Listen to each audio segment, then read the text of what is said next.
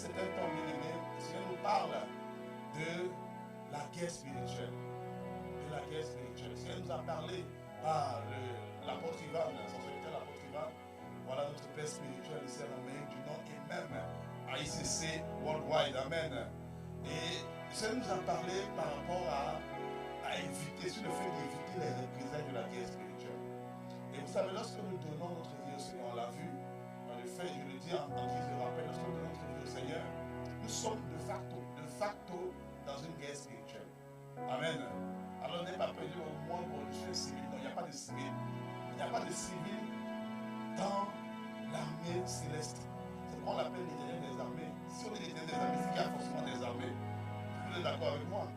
Donc, et nous ferons partie de l'armée céleste. Amen. Il y a les anges qui font partie de l'armée céleste, mais nous les êtres humains aussi. C'est pourquoi Paul dit à Timothée, souffre avec moi comme un bon soldat de Christ. Un soldat de Christ. Amen. Donc nous faisons partie de l'armée céleste. Et c'est pourquoi la Bible dit que nous n'avons pas à combattre comme la chair et le sang, mais comme des dominations, les autorités, les principautés et les esprits méchants dans l'armée céleste. Non, il y a un combat. Il y a un combat. Nous sommes combattus. Que tu le sentes ou que tu ne le ressens pas, tu es combattu. En fait, quand tu ne le ressens pas, tu dis non, tout va bien, je n'ai pas de combat, je n'ai pas de monde bien-aimé. Nous sommes tous combattus. Nous sommes tous, si tu ne le ressens pas, ça encore pire. Ça veut dire que la personne qui te combat de manière sournoise, de manière insidieuse. C'est-à-dire que tu ne te rends même pas compte. Vous comprenez? C'est ça, bien-aimé. Nous sommes systématiquement dans une guerre, dans un combat. Mais nous sommes plus que vainqueurs. Dit la parole, amen. Nous sommes plus que vainqueurs. Parce que Christ a déjà vaincu. Et nous, ce que nous devons faire, c'est juste reproduire ce qu'il a fait. Du moins, ce que nous devons faire, nous devons le laisser reproduire ce qu'il a fait. Voilà. Nous devons laisser Christ reproduire la victoire qu'il a manifestée lorsqu'il était vivant sur la terre et même dans le séjour des morts. Amen. Parce que Christ a déjà tout vaincu. Il veut juste reproduire la même chose en nous. C'est tout ce qu'il veut faire. Et les circonstances par lesquelles nous passons sont des moyens, du moins des opportunités pour lui de reproduire les victoires qu'il a eu à avoir sur la terre, bien aimé. Nous sommes dans une guerre. Quand on le ressent pas, la Bible dit que le monde entier est sur le pouvoir du malin. Et nous sommes dans le monde, jusqu'à preuve du contraire. Nous sommes dans le monde, bien aimé. Donc, vraiment, soyons sereins avec cette mission-là. Amen. Ça ne veut pas dire que nous serons tout le temps en train de... Parce que quand on parle de combat, quelqu'un se voit en train tout le temps, je suis combattu, en train de d'aller dans les retraites, de se mettre toujours dans des conditions vraiment archaïques. Non, ce n'est pas nécessairement ça qu'on veut dire. Amen. Donc je n'ai pas nécessairement obligé chaque fois de lever le matin pour dire, je suis combattu, vraiment c'est difficile. Non. Mais il faut être conscient que nous sommes dans une atmosphère qui est hostile. Amen.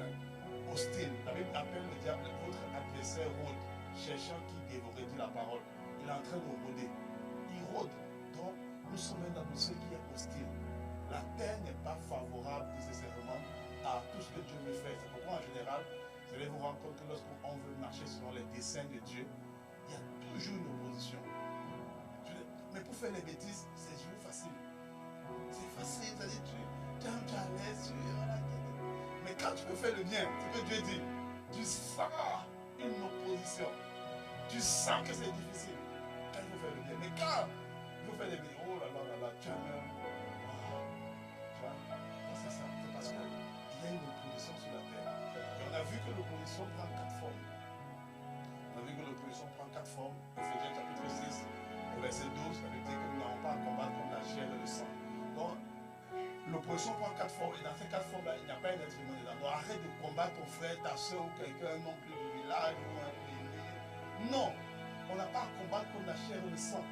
Ne combat pas, non, on doit les combattre. Il vient de tel tribu, de tel pays, c'est des méchants. Non, on n'a pas à combattre contre la chair et le sang. Amen. On n'a pas à combattre contre la chair et le sang. Mais la Bible dit qu'on combat contre les dominations, les autorités, les princes de ce monde, les esprits méchants et le céleste. Ce sont ces 4 entités-là maintenant qui passent par des hommes pour amener le chaos sur la terre. Ce sont les entités qui passent par les hommes. Donc les hommes qu'on voit qui font des choses qui sont répréhensibles. En fait, ce ne sont pas les hommes à la cause.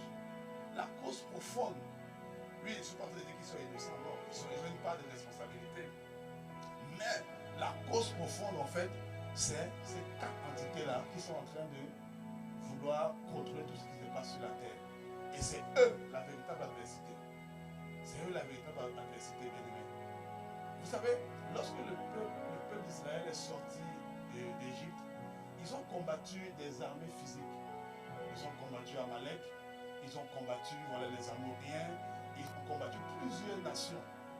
Et ces nations-là, bien-aimées, en fait, c'était des figures de ces 4 formes d'adversité auxquelles nous faisons face de nos jours. Donc aujourd'hui, Dieu ne dit plus d'aller prendre l'épée, d'aller commencer à combattre des gens, mener la guerre, c'est pas la guerre sainte, c'est ça. Voilà, non, Dieu ne demande pas de faire ça. Dieu demande maintenant, il dit, ok, notre esprit a été régénéré. Nous pouvons mener le combat maintenant véritablement à la source contre ces entités-là. Et c'est ça que le Seigneur veut que nous menions. Parce que ces entités nous font la guerre tous les jours. L'impureté, le mensonge, le rejet, la pauvreté, les guerres, tout ça, tout ce qu'on voit là, c'est le fait de ces 4 entités. C'est le fait de ces 4 entités. On le verra peut-être un peu après. On va voir qu'il y a des entités qui opèrent à l'intérieur de l'homme. Il y a des entités qui opèrent à l'extérieur de l'homme. C'est pourquoi on dit les esprits méchants dans les lieux célestes. Ils ne sont pas dans l'homme, ils sont dans les lieux célestes. Ils font quelque chose dans les lieux célestes. Il y a d'autres qui sont à l'intérieur de l'homme. Ils donnent des pensées, ils donnent des tendances, ils donnent des penchants. Il y a d'autres qui sont dans le sang. Mais peu importe, c'est forcément les 4 là, c'est forcément les 4. Et ici, ce sont des catégories, hein. C'est pas qu'il y en a de 4, non. Il y a des catégories, ce sont des catégories. Mais forcément, c'est les 4 là. C'est les 4 là. Par exemple, les esprits familiers. On dit, oh, il y a les hôtels familiers. C'est dans les dominations. Ils contrôlent un groupe de personnes. Ils contrôlent un groupe de personnes, c'est ça. Les hôtels, c'est ça. C'est la catégorie de domination. Mais Dieu nous donne des armes. Dieu nous donne des armes. Amen. Et Dieu nous donne des armes. Et Dieu nous exhorte à devenir des chrétiens forts. À devenir des chrétiens forts. Parce qu'il y a des chrétiens qui ne sont pas forts. On peut être chrétien, ça ne veut pas dire qu'on est fort. On a la victoire, mais on n'est pas fort nécessairement. On doit devenir fort. On est de nouveau. Gloire à Dieu. Mais on doit devenir fort. Et devenir fort, ça ne te fait pas de manière non intentionnelle. Ça veut dire en fait que si tu n'as jamais pensé à devenir fort, certainement tu n'es pas fort. Je répète, si tu n'as jamais pensé à devenir fort, alors certainement tu n'es pas fort. On ne devient pas fort par hasard. On ne devient pas fort de manière non intentionnelle. On ne devient pas fort en ne organisant pas cela. Personne ne devient un professionnel dans son métier sans aller à l'école. Quand tu vas à l'école, tu fais la maternelle, le préparatoire. Bon, ici, il n'y a pas de préparatoire, c'est quoi? Ah, le primaire, voilà. Tu fais le primaire, tu fais le secondaire, tu fais l'université, tu fais la telle marche. Donc, la manière dont on forme les professionnels, c'est une manière intentionnelle. Quelqu'un ne devient pas médecin par hasard. On dit, mais tu es médecin, il dit oui. Tu as fait quelle étude? Non, moi, dès que j'ai fini le primaire, on m'a donné une blouse. Et puis, je suis venu. Si on vous dit ça à vous-même, est-ce que vous allez accepter que le gars vous examine? Vous allez refuser. Parce qu'il n'a pas eu une formation intentionnelle pour faire ce qu'il veut faire. On ne devient pas fort de manière non intentionnelle. C'est très important de comprendre. Donc, si tu n'as jamais pensé un jour comment le faire pour devenir fort, c'est certainement que tu n'es pas fort. Certainement. Et Éphésiens chapitre 6, du verset 10 au verset 11, on y va du verset 10, la version parole vivante, la Bible dit, pour conclure, Paul a parlé, il a dit plusieurs choses, il a donné beaucoup de conseils, mais il conclut, il dit, devenez des chrétiens forts, devenez des chrétiens forts, non par vous-même, mais en puisant vos forces dans les ressources infinies de la puissance du Seigneur. Il dit ici, devenez des chrétiens forts. Il faut dire avec moi, je dois devenir fort. Je dois devenir fort. Il n'y a pas d'âge pour devenir fort. Tu ne peux pas dire non, voilà, je suis déjà âgé. Non. Il n'y a pas d'âge pour devenir fort. Et un homme dans la Bible qu'on appelle Caleb, il avait au moins 80 ans. Il a dit à Josué, j'ai encore la vigueur. J'ai encore la vigueur. Il n'y a pas d'âge pour devenir fort. Tu n'es pas trop tard. Tant que tu peux vivre, tu peux toujours devenir fort. Tant que tu vis, tu peux toujours devenir fort. Il n'y a pas de fatalité dans le fait de devenir fort. C'est-à-dire que ne peux pas dire non, vraiment mon cœur est désespéré, ça fait trop longtemps, c'est comme ça. Non, tu peux devenir fort. Tu peux devenir fort. Amen. Amen. Devenons des chrétiens forts. Devenons des chrétiens forts. Et le titre de mon message ce matin, c'est deviens un chrétien fort en ayant un terrain, la vérité pour ceinture.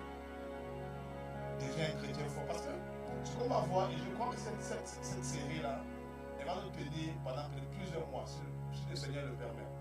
Vraiment, je veux prendre le temps. Je veux prendre le temps de m'asseoir. Parce que, de m'asseoir sur ces principes-là. Parce que je me suis rendu compte que beaucoup sont excités, mais peu sont forts. Peu résistent. Beaucoup sont excités, mais peu sont forts. Et on va voir tout à l'heure comment on discerne les deux.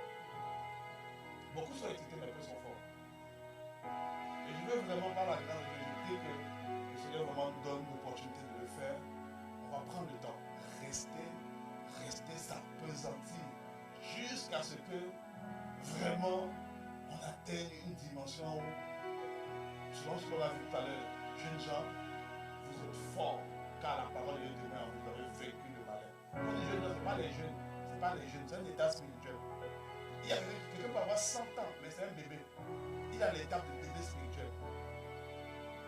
Donc ça n'a rien à voir avec ton corps. Je dis non, j'ai 100 ans, mais comment est-ce que je peux pas devenir un jeune gens? Non. L'étape de la croissance spirituelle où on est fort, c'est où on devient des jeunes gens. C'est ça. Et on va prendre le temps. On va construire de manière méthodique. Construire ça en nous. Chaque principe, chaque arme, chaque chose, l'une après l'autre. Et je prie que vraiment tu prennes le temps de noter, tu prennes le temps de consigner ces choses. Et que surtout tu prennes le temps de pratiquer ça. Amen. Amen. Je n'ai pas entendu Amen. Alors laisse-moi te dire qu'il y a des chrétiens qui sont forts et des chrétiens qui sont faibles. C'est un fait. C'est un fait. Il y a toujours, quand on voit un groupe de chrétiens, il y a des gens, il y en a qui sont forts, il y en a qui sont faibles. C'est un fait. Et la force d'un chrétien ou la faiblesse d'un chrétien ne se voit pas à l'extérieur. Ça ne se voit pas sur le ministère. Ça ne se voit pas sur l'onction. La force ou la faiblesse ne se voit pas au don que tu as, à ton charisme, aux révélations que tu as, à ta manière de prêcher, ta manière de prier. Non. La force ne se voit même pas à ta manière de chasser les démons. Non. La force ne se voit pas là-bas. La force ne se voit pas au nombre de bénédictions que tu as. Non. La force ne se voit pas à ta beauté. Oh, je suis beau. Je suis sévère. La force ne se voit pas là-bas. La force ne se voit pas à ton compte. La provision financière dans ta vie. La force ne se voit pas là-bas. La force ne se voit pas à ton activisme dans l'église. La force ne se voit pas là-bas. La force ne se voit pas à ta capacité de servir Dieu. La force ne se voit pas là-bas. Tout ça, ce sont les choses qui sont externes à toi. Lorsqu'on parle de force ici, on parle de ce qui est à l'intérieur de ta constitution interne. De ta constitution interne. Et la force d'un chrétien, c'est dans sa capacité à aller puiser dans les ressources infinies de Dieu. Ephésiens 6:10, il dit, devenez des chrétiens forts, non pas par vous-même, non pas par vous-même, mais en puisant vos forces dans les ressources infinies de la puissance du Seigneur. Donc ce n'est pas un drame de ne pas se sentir fort. Ce n'est pas un drame. Mais le drame, c'est de ne pas aller puiser. Elle ne pas aller puiser dans le Seigneur. Ça, c'est le drame. C'est ça qui est dramatique.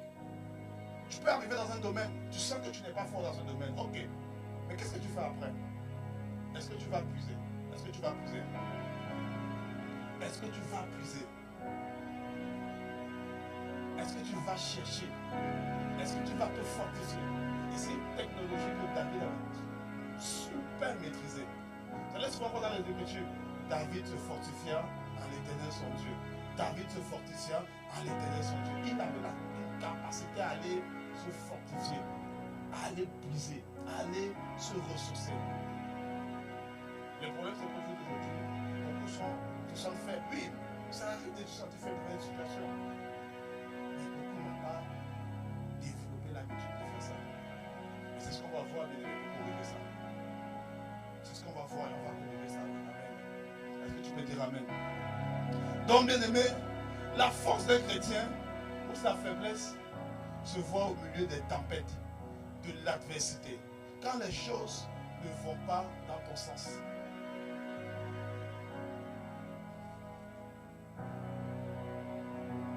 Voilà. Donc la force d'un chrétien se voit dans les tempêtes.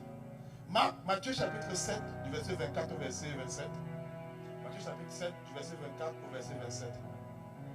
C'est pourquoi toute personne qui entend ces paroles que je dis et les met en pratique, je la comparerai à un homme prudent qui a construit sa maison sur le rocher. La pluie est tombée, les torrents sont venus, les vents ont soufflé et se sont déchaînés contre cette maison. Elle ne s'est pas écroulée parce qu'elle était fondée sur le rocher. Mais toute personne qui entend ces paroles que je dis et ne les met pas en pratique ressemblera à un fou qui a construit sa maison sur le sable. La pluie est tombée, les torrents sont venus, les vents ont soufflé et se sont abattus sur cette maison. Elle s'est écroulée et sa ruine a été grande. Voici ce qui fait la force d'un chrétien. La capacité à résister quand les vents se lèvent, quand les tempêtes se lèvent. C'est là qu'on voit le fondement de quelqu'un. Tant que quelqu'un ne t'a pas méprisé, ne dis pas non, j'ai vaincu le rejet. Mais il faut qu'on te méprise, on te parle mal. Et puis on voit, qu'est-ce qu'il y a dans le cœur? Qu'est-ce qu'il y a dans le cœur? Il faut que quelqu'un te manque de respect. Vraiment, il t'humilie. Tu me dis, mais, on ne parle pas comme ça. Tu n'es pas fort. Tu veux démontrer que tu n'es pas fort. Parce que la tempête s'est levée. La tempête s'est levée. Ou tu es peut-être. Tu dis non. Moi, je suis un fidèle des fidèles. Donne mes dîmes, mes offrandes. Je donne mes dîmes, mes offrandes. Mais le jour vient où tu vois que, en fait, lorsque tu reçois là, c'est suffisant pour ton nécessaire. Il n'y a pas de superflu. C'est-à-dire que si tu retires la dîme là, tes calculs tombent à l'eau. Le loyer n'est pas payé. C'est là qu'on voit si tu es fort dans ce principe ou pas. Il suffit que bien aimé, il dit ah, on a béni le Seigneur et n'oublie auquel de ses bienfaits. Gloire à Dieu. Une mauvaise nouvelle arrive. On dit, une mauvaise nouvelle arrive. Telle chose arrive dans la famille. Est-ce que tu vas bénir le Seigneur? Ne réponds pas vite. Ne réponds pas vite. Parce que beaucoup ont envie de répondre et ils ont fini par répondre Dieu. Comme la femme de Job. Mais questionne-toi, mon frère, mon frère. Questionne-toi. Quand les adversités arrivent, quand les choses contraires arrivent, quelle est mon attitude? Comment telle chose peut m'arriver alors que je ne pêche pas, alors que je n'ai rien fait? Comment ça m'arrive alors que je n'ai rien fait pour mériter ça? Je jeûne 3 fois la semaine. Je suis un fidèle des fidèles. Je sers dans 2 ou 3 départements dans l'église. C'est pas trop le cas, mais je n'ai jamais connu d'homme ou de femme. Comment ça m'arrive? Comment on me diagnostique la stérilité alors que je priais? Mon mariage, j'ai jeûné au moins 100 jours avant de me marier. J'ai prié. Comment on peut dire que je suis stérile? C'est là qu'on voit ta force, mon frère. Ce n'est pas dans ce que tu fais, mais dans comment tu réagis. Parce qu'il t'arrive et tu ne te connais pas. C'est là qu'on voit ta force. Tu sors d'un moment de jeu, tu dis ok, c'est fini. À partir d'aujourd'hui, je marche dans la sainteté. Une vidéo, un réel passe. Oh, tu réagis. Comment tu réagis? C'est là qu'on voit la force. La force, on voit quand les tempêtes se lèvent. Alors, les tempêtes sont nécessaires. Je ne suis pas dire qu'elles sont bonnes, mais elles sont nécessaires. Elles sont nécessaires parce qu'elles permettent de créer. Elles permettent de savoir où est-ce que tu es. Elles permettent de savoir. Il suffit que tu ailles un peu dans un département. On te parle mal. On te dit des paroles dévalorisantes. Dans le service. Comment l'église on peut dire ça? Je peux supporter. J'arrête. Parce qu'on m'a parlé. L'église, c'est un hôpital. C'est un hôpital d'élevé. Et dans l'hôpital, là, voilà, il y a le personnel soignant, c'est vrai. Mais même tu peux te faire contaminer. On a dit ça pendant le Covid. Et donc c'est pour ça que tu vas faire à l'hôpital. Non, tu vas à l'hôpital quand même. Tu vas à l'hôpital quand même. Tu peux arriver à l'hôpital. Pendant le Covid, on a vu ça. Les gars qui rentraient pour une maladie, et puis on apprenait qu'ils sont décédés du Covid. Comment ça se faisait? Ils ont été contaminés à l'hôpital. L'église est dans l'hôpital, mon frère. Comme ça, un frère, un jour, il mettait tous ses manteaux. Pendant qu'il a posé ses manteaux un peu à l'entrée de mon frère. Et puis il laissait toujours son portefeuille dans son manteau. Mais il laissait tout son portefeuille dans son manteau. Et qu'un jour, il est revenu, il n'a pas trouvé son portefeuille. Il a commencé à se scandaliser. Comment on peut faire ça à l'église? Le pasteur lui a dit, le pasteur lui a dit, mais écoute, c'est un hôpital. Vous avez quelqu'un qui est venu, il n'est pas encore en phase terminale de sa guérison. Il est encore en rémission, peut-être que bon. Voilà. Pardonne. Pardonne. L'amour pardonne tout. Il a fait quoi? Quand c'est fâché, il a quitté l'église. C'est quand les vents contraires se lèvent qu'on peut juger. Qu'on peut juger. Tant qu'on ne t'a pas maîtrisé, on ne peut pas trop vite. Moi, je n'ai pas les problèmes de juger, non, ne dis pas trop vite. Ne dis pas trop vite. Attends, maintenant, on te méprise. Où il y a des injustices vis-à-vis de toi, on te parle mal. Je ne te dis plus rien, je n'aime pas ta tête. Je n'aime pas ta tête. Tu m'énerves. Va voir si tu as envie de juger. Vous dites non, moi je suis même. Je suis même. Moi je parle pas de problème. Les gens me disent ça de me dire que mais il y a des gens qui se disent, moi tu es trop sage. Je ne sais pas de problème. Le jour où on va te mépriser, quelqu'un va te parler, pas respecter, soit ton titre, soit ta position, soit ta crise. Ne courez pas comme ça. Moi, je suis petit pour quelqu'un. C'est parce que c'est mon boss. Et en plus, c'est un truc qu'on voit souvent en Amérique du Nord. Le boss n'a aucun diplôme. L'employé a des diplômes de PhD. Il dit, ne courez pas comme ça. C'est là qu'on voit.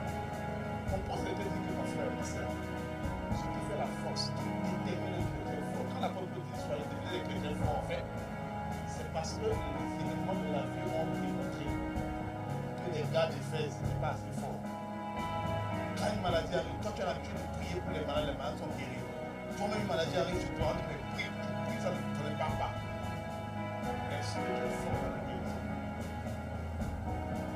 Ce n'est pas la force de la guérison, c'est pas la capacité à guérir les autres, non. C'est la capacité à croire même quand la guérison n'apparaît pas. C'est ça la force. C'est ça la force. À garder la foi. Abraham n'a pas été père de la foi parce qu'il avait beaucoup d'enfants, non. C'est parce qu'il a cru même quand la chose n'arrivait pas. Ce n'est pas parce qu'il a cru quand ça arrivait. Non, non, non. C'est quand il a cru quand la chose n'est pas encore arrivée. C'est ça qu'il a qualifié. Donc quand la chose difficile t'arrive, quelle est ta réaction? Alors je t'invite à aller toi-même à la maison. Note, prends ça en note. Va à la maison. Fais une introspection. Regarde. Note. Quelles sont les choses qui te font souvent tomber? Quelles sont les choses qui te font sortir de ta paix, de ta joie? Quelles sont les choses qui t'énervent souvent? Quelles sont les choses qui font souvent que tu n'as même plus envie de prier? Tu dis, ah, je suis trop fâché, je n'ai pas envie de prier. Quelles sont les choses qui font que tu n'as même plus envie de servir Dieu? Quelles sont les choses qui font que tu as envie de lâcher la main de Dieu? Quelles sont les tentations qui font que tu n'as plus envie d'aller dans la présence de Dieu? Note-les. Ça détermine en fait ce que tu dois travailler pour devenir plus fort. Ce que tu dois travailler, ce que nous devons travailler pour devenir plus fort. Et nous tous, nous devons devenir plus forts. Amen. Donc, bien aimé, il faut devenir plus fort. Il faut devenir plus fort. Et bien aimé, on a dit également que la dernière fois, on a dit, pardon, que pour devenir plus fort, justement, il faut prendre les armes de Dieu. C'est la raison pour laquelle on devient plus fort. Il faut prendre les armes de Dieu pour devenir plus fort. Parce que l'apôtre Paul dit, prenez les armes de Dieu afin de devenir plus fort. Mais on a dit également que tu peux avoir les armes de Dieu, mais ne pas être efficace dans l'utilisation. Tu peux avoir les armes de Dieu, mais tu n'es pas efficace. Ce n'est pas parce que tu as les armes que ça veut dire que tu vas devenir plus fort. Non. Non. Tu peux avoir beaucoup moins les armes, mais ils ne sont pas efficaces. Ils ne sont pas efficaces. Éphésiens 6, 18. Éphésiens 6, 18. La version parole vivante. Demeurez en communion avec l'Esprit par une prière persévérante.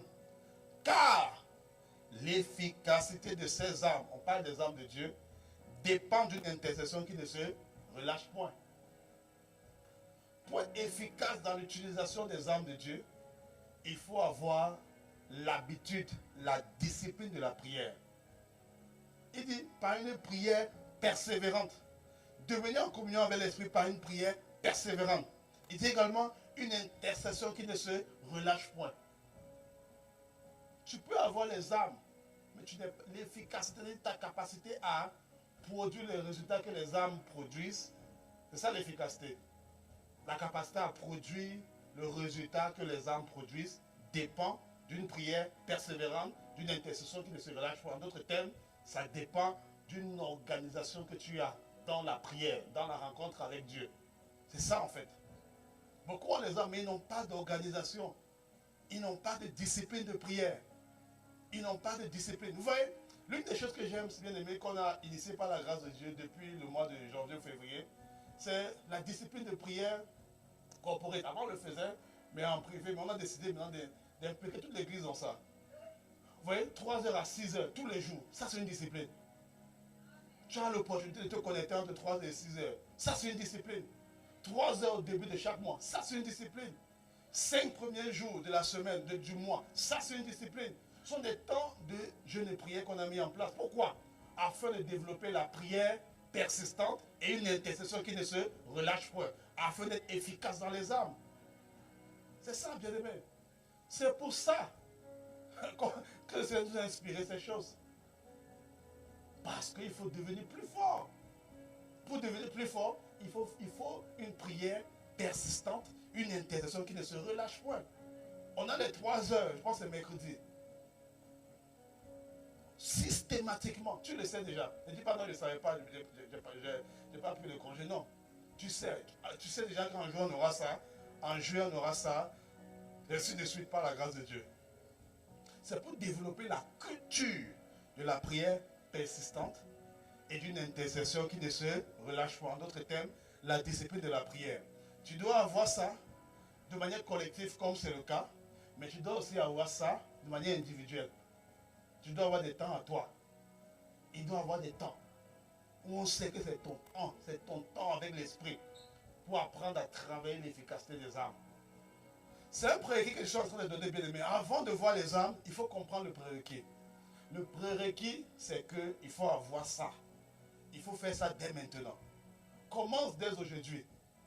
Le plus important au départ, ce n'est pas la durée. Non. On n'a pas donné l'heure ici. Le plus important au départ, ce n'est pas la durée. Non, la durée est bien, mais ce n'est pas le plus important. Le plus important, c'est la discipline et la rigueur que tu mets pour respecter. C'est le mot persistant et c'est le mot ne relâche point. Dans ce passage, les mots les plus importants, c'est persistante et ne relâche point. Persistante et ne relâche point. Persistante et ne relâche point. Persistante, ça veut dire qui fait tout le temps, tout le temps, tout le temps, tout le temps, tout le temps. Qui se met tout le temps. Qui fait tout le temps. Et ne se relâche pas, ça veut dire, oh non, je sens qu'aujourd'hui ça ne va pas. Non, non, tu ne dois pas penser comme ça. Tout le temps. Donc, rentre à la maison. Établis ça, ce n'est pas le cas. Quelque chose que tu peux faire de manière persistante et sans te relâcher.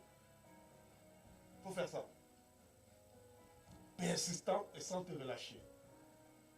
Donc, ce n'est pas le temps au début. Parce que tu vas voir que plus tu vas être persistant et ne pas te relâcher, le principe de la fidélité va maintenant s'appliquer à toi. La Bible dit que si tu es fidèle de petites choses, on te donnera de plus grandes. Si tu es fidèle à une prière persistante et une décision qui ne se relâche pas de 15 minutes, Dieu va te donner 20 minutes, après 25 minutes, après 30 minutes, après 35, après 1 heure, après 2 heures, et ainsi de suite. Et ainsi de suite. Et ainsi de suite. On ne commence pas à prier 2 heures d'esprit en commençant par 2 heures d'esprit. Non. On commence par 15 minutes. Mais il faut la notion de persistance, et ne pas se relâcher. Maintenant, ne prends pas le prétexte pour dire non, 15 minutes, non. Tu peux mettre 15 minutes, après, tu fais une pause, tu mets encore 15 minutes. Tu peux espacer. Tu comprends? Tu peux espacer. Ne prends pas le prétexte et dis, bon, je vais prier 15 minutes par jour seulement. Non. La journée à 24 heures, tu mets 15 minutes peut-être par-ci, 15 minutes par... L'idée, c'est quoi, bien aimé? C'est que nous apprenons à développer l'intimité avec l'esprit. Sans nécessairement regarder la montre. Mais ça fait seulement 5 minutes. C'est pas possible. Non, tu ne dois pas regarder la montre. Tu dis non, je veux prier 1 heure. Allez, tu commences. Tu pries, tu transpires. Après, tu regardes et tu dis, mais 5 minutes. Puis tu dis, j'ai encore quel sujet là même. Oh, j'ai quel sujet? Tu commences à réfléchir, tu cherches des sujets.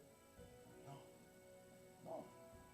La prière persistante et qui ne se relâche point. C'est ça qu'il faut d'abord établir au départ. On se comprend?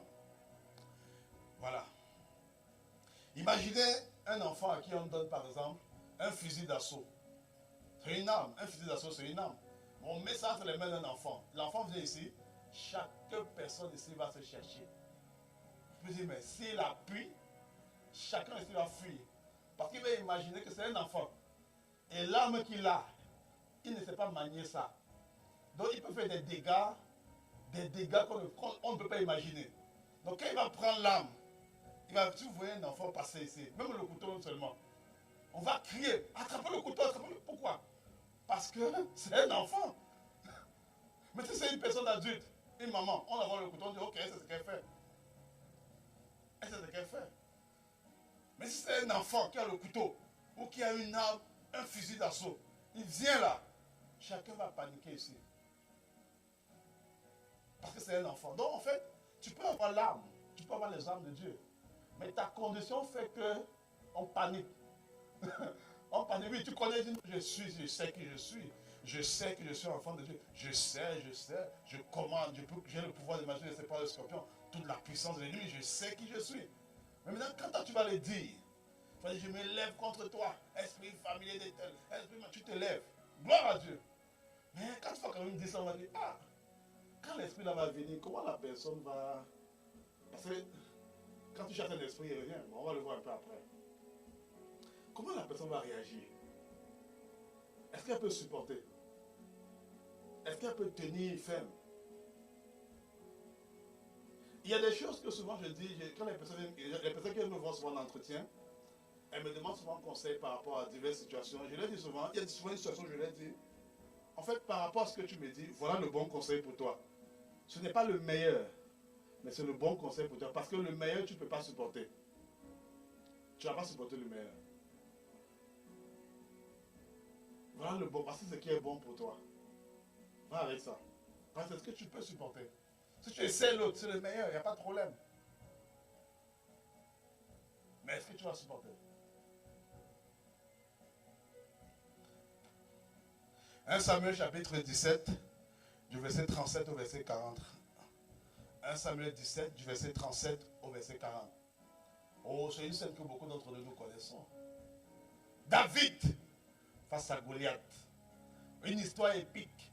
Une histoire qui raconte comment est-ce que un simple berger peut terrasser un géant qui mesure peut-être 3 fois sa taille.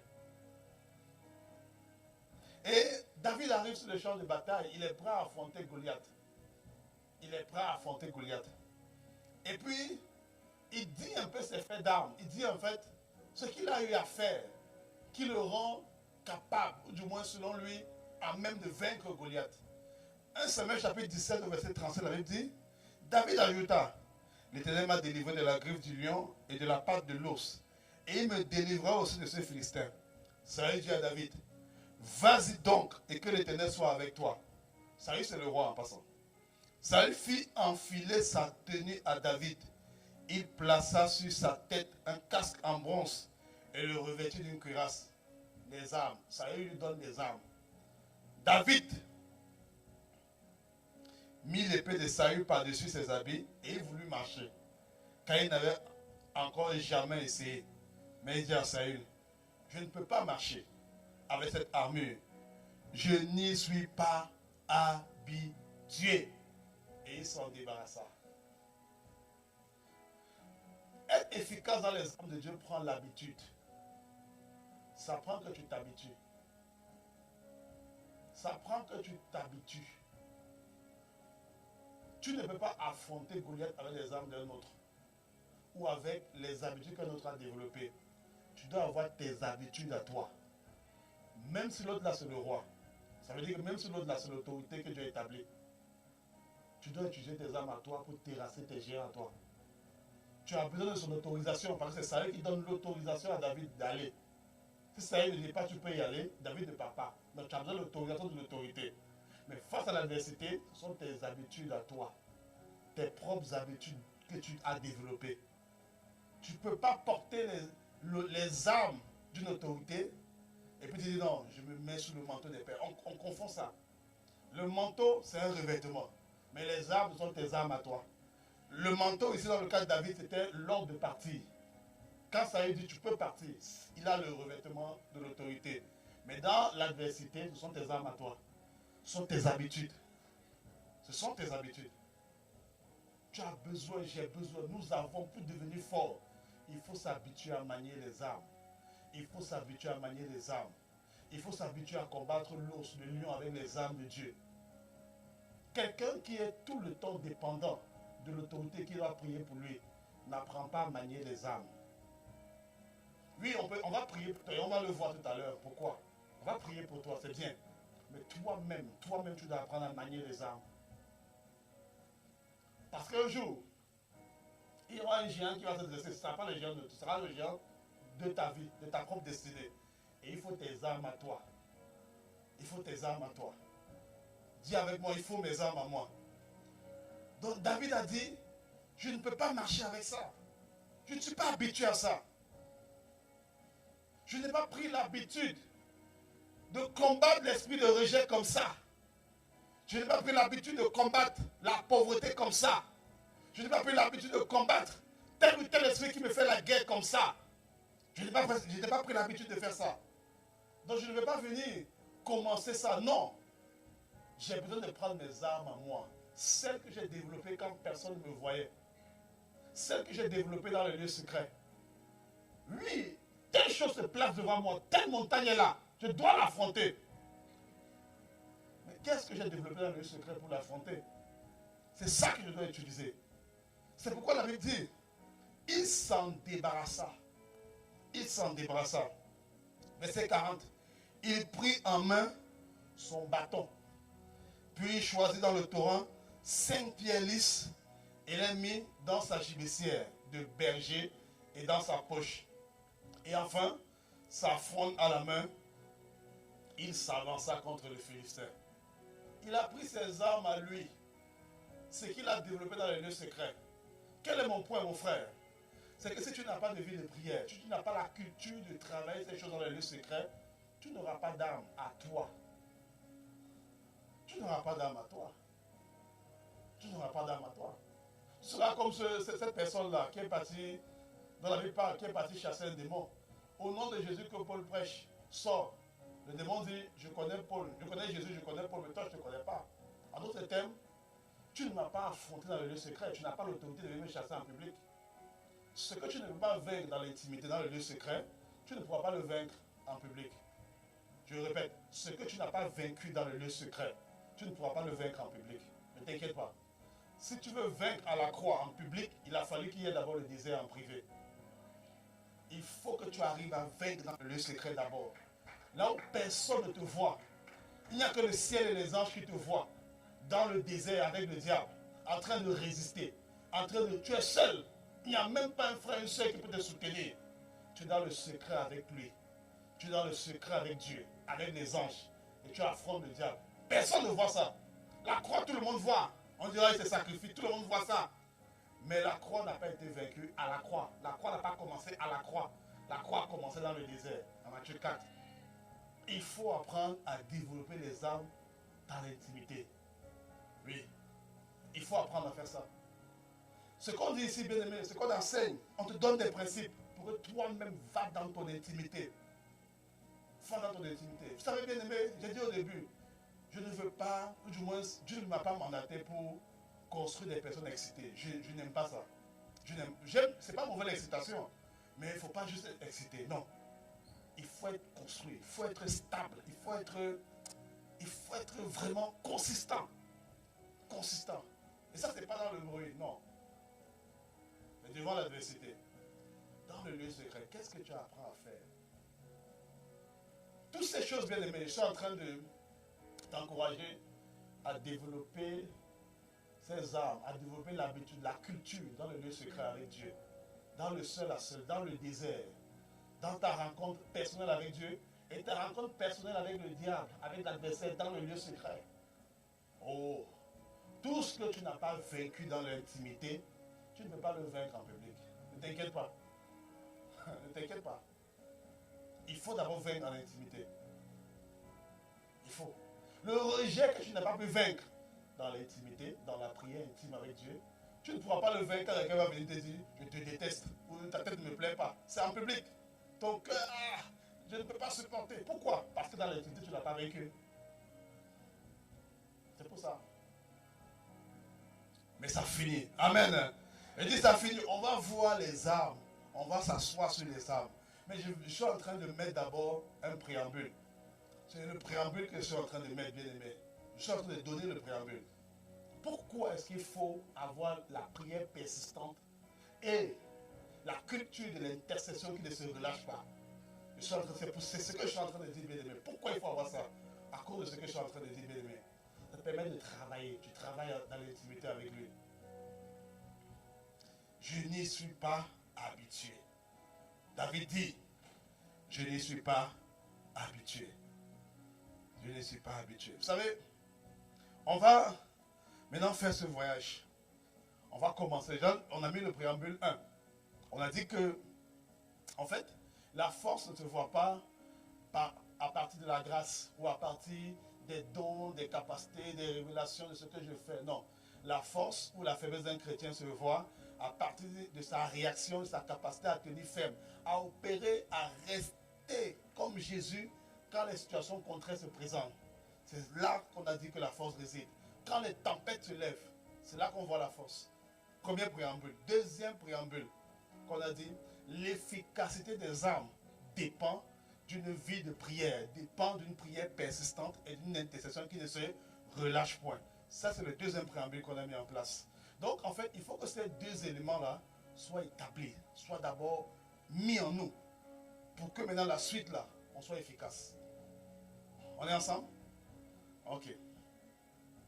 Donc, on va donc entreprendre ce voyage pour manier les armes de Dieu. Les armes de Dieu. Et je vais mettre en place maintenant un troisième préambule. J'ai déjà mis deux, je vais mettre un troisième. Le troisième ici, bien aimé, c'est que toutes les armes de Dieu proviennent de la parole de Dieu. Toutes les armes de Dieu proviennent de la parole de Dieu. Toutes les armes de Dieu proviennent de la parole de Dieu.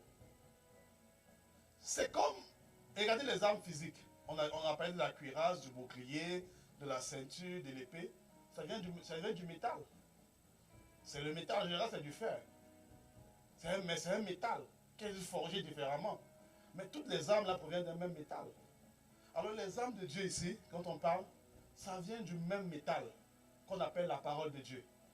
Mais le Saint-Esprit qui est le forgeron va prendre le métal et le façonner selon différentes utilisations. Là, il faut piquer, il fait quelque chose, il prend le métal comme la parole Et il façonne quelque chose qui est pointu. Mais c'est le même métal. C'est le même métal, c'est le même forgeron. Le métal, c'est la parole, le forgeron, c'est le Saint-Esprit. Amen. Mais l'atelier, c'est notre propre vie. C'est l'endroit où la parole et le Saint-Esprit vont se rencontrer pour que les âmes prennent vie. C'est notre vie. C'est l'atelier. C'est notre vie. C'est notre vie. Et pour la fabrication des âmes physiques, oh, j'ai mis des liens, je ne sais pas si vous pouvez l'afficher, je ne sais pas, essayer. Voilà, où on voit des forgerons qui forgent les âmes. Ils forgent les âmes. Et il y a plusieurs étapes, hein. Mais il y a une étape qui m'a le plus marqué. Voilà, c'est une étape où les forgerons frappent. Ils prennent le métal en fusion et puis ils frappent. Voilà, ils frappent comme ça. Tu vois, le métal là, ça c'est la parole. La planche là, ça c'est ta vie. Donc on vient, on dit non, pourquoi telle chose m'arrive? On dit non, calme-toi, calme-toi. On est en train de forger les âmes. Tu en as besoin plus tard. Goliath va venir. Goliath va se présenter. Présentement, je suis en train de forger les âmes. Tu dis, ah, j'ai mal. J'ai mal. Pourquoi il m'a laissé? Pourquoi il m'a fait du mal? On dit, calme-toi. On est en train de forger l'âme qui te permet de restaurer ton cœur. Parce que Goliath arrive. Goliath arrive. Tu dis, ah, pourquoi tel malheur est arrivé à ma maison? On est en train de faire ça. On frappe. On frappe. On frappe. Ça, on est en train de forger les âmes. Quand on forge les âmes, l'atelier là, quand on forge les âmes, bien aimé, ce n'est pas un endroit en général qui est glorieux, qui est solennel, qui est royal. Non. Ce n'est pas un endroit qui est royal, solennel. Non, non, non, non, non. C'est un endroit où il y a des cris, il y a des bruits. Ça fait souvent mal. Et souvent, même souvent des pancartes, on met attention, ou caution en anglais, work in progress, ça veut dire travail en cours. Ne venez pas. Tu comprends? Donc, quand on est en train de te... Quand Dieu, le Saint-Esprit va commencer à forger, dans le lieu secret, ça va être comme ça. Ça va être comme ça. Tu vas être là et tu vas sentir comment ça fait mal. Il dit non, pardonne. Il dit non, il ne mérite pas que je pardonne. Elle ne mérite pas. Il dit non, pardonne. Elle ne mérite pas que je pardonne. Il est en train de frapper. Frapper. Frapper. Frapper. On dit non, sème. Non, je n'ai pas assez. On dit non, oui, sème. Non, je n'ai pas assez. Sème. Qu'est-ce qu'il est en train de faire? Frapper. Frapper. Frapper. Il prend la parole. Le forgeron prend la parole, prend le matériau. Il vient, il ramène ça dans ma vie, dans l'atelier. Et puis il frappe. Il frappe. Il frappe. Jusqu'à ce que la forme soit atteinte. Donc, le troisième préambule, c'est que, bien aimé, c'est un processus. Ne t'attends pas à ce que les âmes se forgent tout d'un coup. Non. Ne t'attends pas à ce que ça te fasse plaisir. Non, ça ne te fera pas plaisir. Ça ne te fera pas plaisir. Mais tu vas aimer à ce que ça ne te fasse pas plaisir. Parce que, bien aimé, au début, quand on envoie un enfant à l'école, l'enfant n'est pas content. Mais le jour où l'enfant dans la société voit comment il se déploie à gauche, il a des responsabilités, il a une belle vie, il bénit ses parents de les avoir envoyés à l'école. Il bénit ses parents. Ça, c'est le travail du forgeron. Ça ne va pas te faire plaisir, je te le dis déjà. Tu t'attends à ce que non, vraiment, voilà, tu vas sauter de joie. Non, tu ne sauteras pas de joie. Mais ma prière est que tu décides de faire ce voyage. Que tu décides de faire ce voyage de manière méthodique, de manière intentionnelle, de manière systématique. Décide de faire ce voyage. Ma prière aujourd'hui, bien aimé, c'est de t'encourager à le faire. D'encourager à le faire. T'encourager à le faire. Et souvent, le diable va être un partenaire pour te forger, pour t'affermir. Ouais. La Bible dit que lorsque Dieu approuve les voies d'un homme, il dispose à faveur même ses ennemis. Donc, il y a des adversités qui vont venir. Pas parce qu'elles sont tes amis, non, ce sont des ennemis. C'est un ennemi. Mais Dieu se sert de l'ennemi pour te façonner, pour construire les âmes. Tu as besoin des armes à toi. La manière dont Dieu va faire les armes, fabriquer les armes, du moins t'apprendre à manier les armes dans ta vie est différent dans la vie de l'autre. Tu as besoin de tes armes à toi. De tes armes à toi. Tes armes à toi. Alors, commençons avec la première arme. Éphésiens chapitre 6. Éphésiens chapitre 6 au verset 14, la version du second. Tenez donc ferme. Ayez à vos reins la vérité pour ceinture. C'est la première arme qui est citée. Ayez à vos reins la vérité pour ceinture. La vérité pour ceinture. Et ici, on va... Ce que je vais dire vaut pour cette arme et vaudra pour les autres.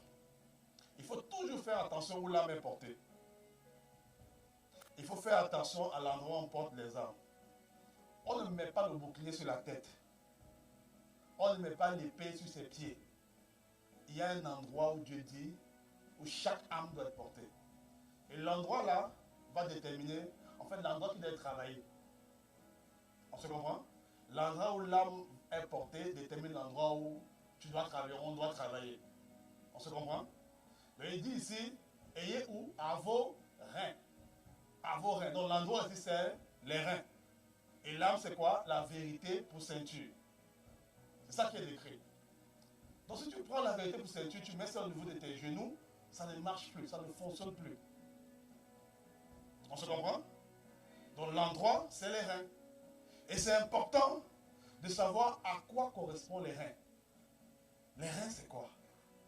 Les reins ici bien aimés font référence à la taille en général. Ça a deux significations.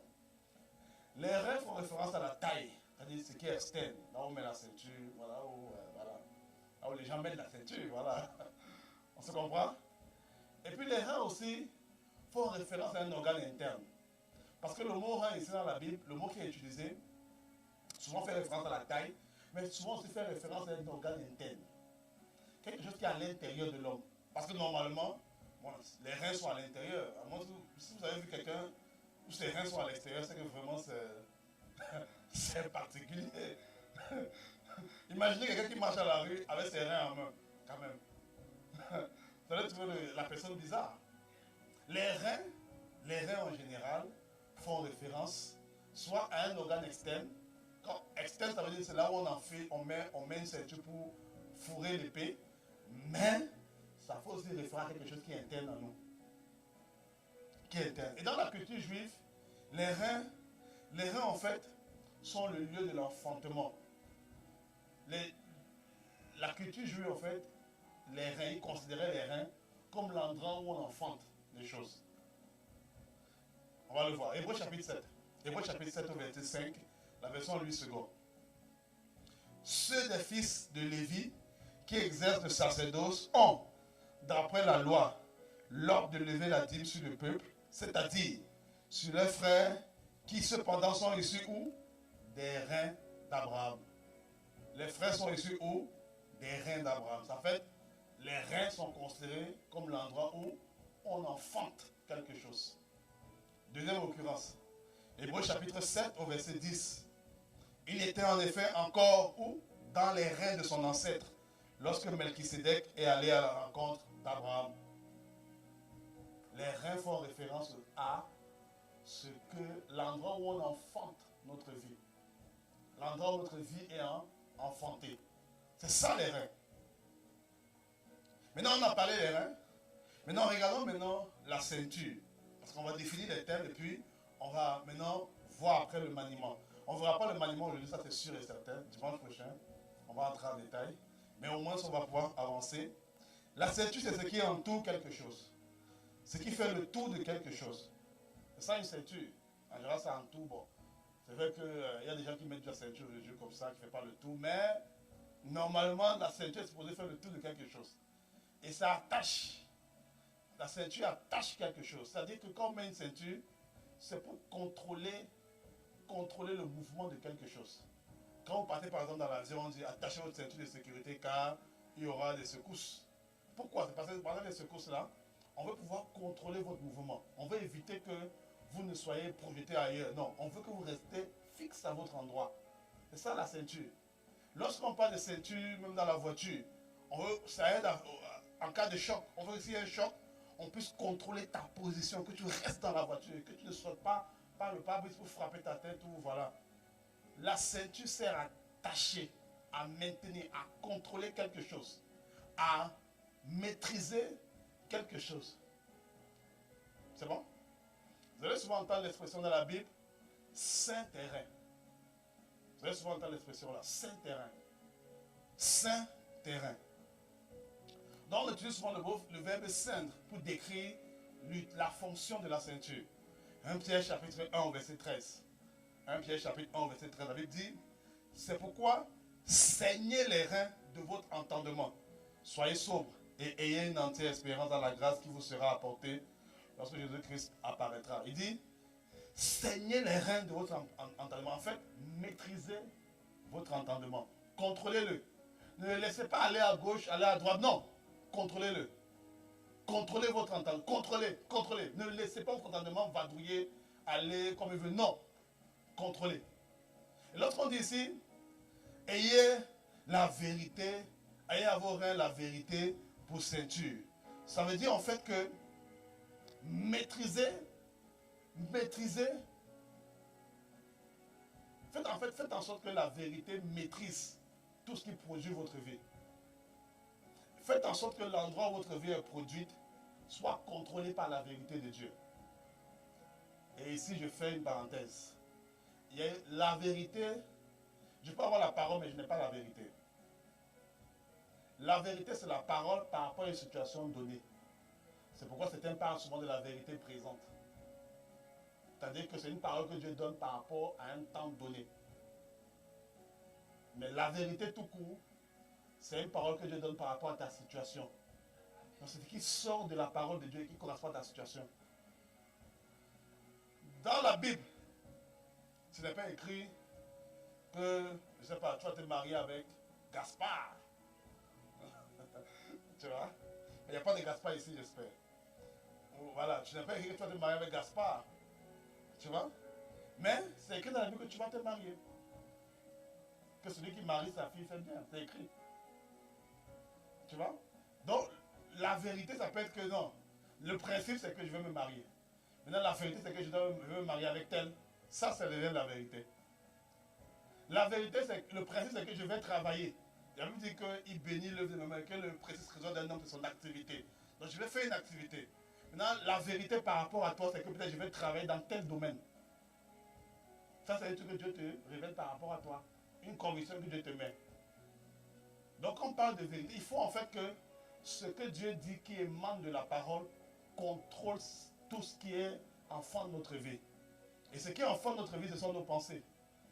Donc, je vais reformuler ce que l'apôtre Paul dit ici en disant ayez à vos reins la vérité pour ceinture. En fait, ça veut dire que faites en sorte que votre système de pensée soit contrôlé par ce que Dieu dit, littéralement.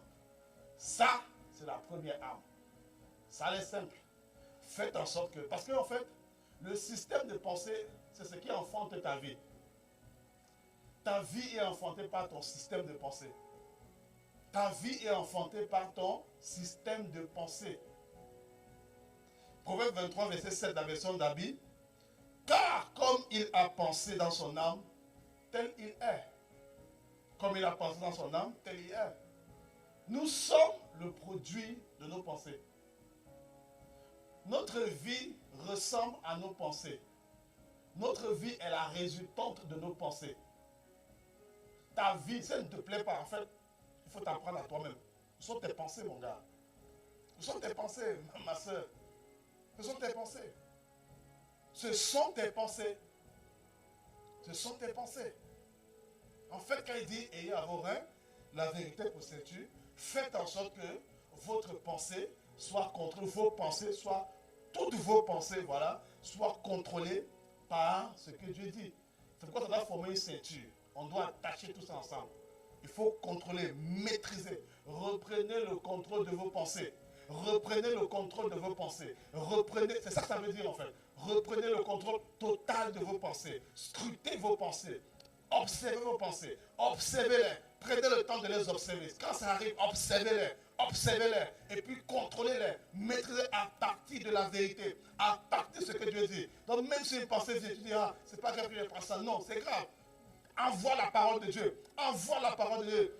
Ne laisse pas la pensée comme ça. Ne laisse pas la pensée monter sans réponse. Non. Assure-toi que la pensée est la réponse de Dieu pour ta vie bien-aimée. Donc quand elle monte et qu'elle n'est pas de Dieu, même si tu ne vois pas les faits, ne dis pas non, je ne vois pas les faits, ça ne fait rien, personne ne m'a vu, personne ne m'a entendu penser ça. Non, bien-aimé, réponds à la pensée. Réponds à la pensée. Quand tu réponds, qu'est-ce que tu es en train de faire?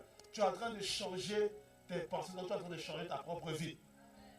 Il faut répondre. Le problème, c'est que beaucoup d'entre nous ont la pensée. Ils disent, ah, ce n'est qu'une pensée.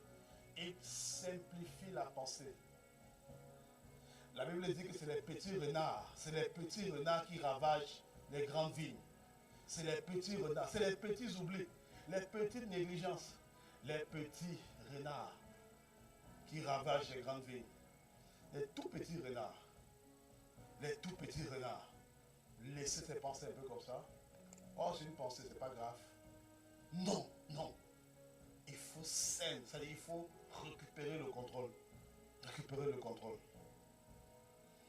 Récupérer le contrôle. Je finis avec ça. Ce qui prouve en fait qu'on manie bien cette âme, c'est le fait qu'on soit affranchi. En fait, dans toutes les âmes, ce sera la même méthodologie. C'est-à-dire que on va voir ce qu'il faut que je fasse. Et puis on va voir comment j'évalue ce que j'ai fait. C'est bon? Il y aura ce que je vais faire et comment je m'évalue. Comment j'évalue que je manie bien l'âme? C'est mon niveau de libération. Ouais.